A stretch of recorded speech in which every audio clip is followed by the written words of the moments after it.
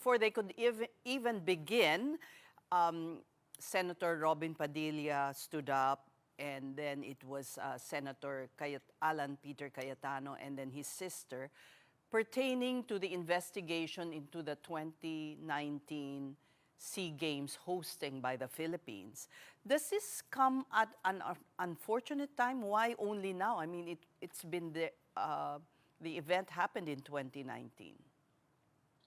But we don't know the details of this. But if you listen very carefully to what the NBI director said, these are existing cases. These are not new cases.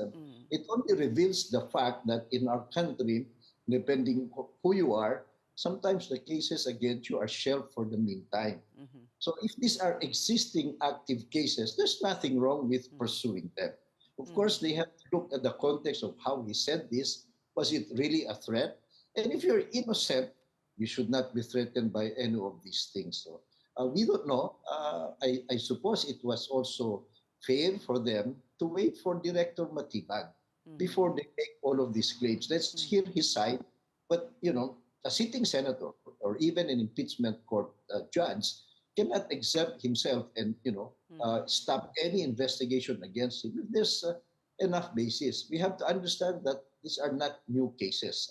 So we will It's see. not like the case was revived just now, but it's been an active case.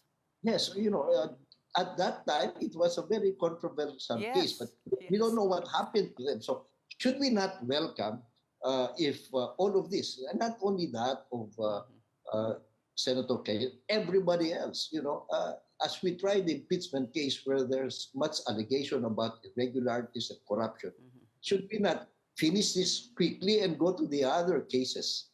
It should be sana all. Tama naman po.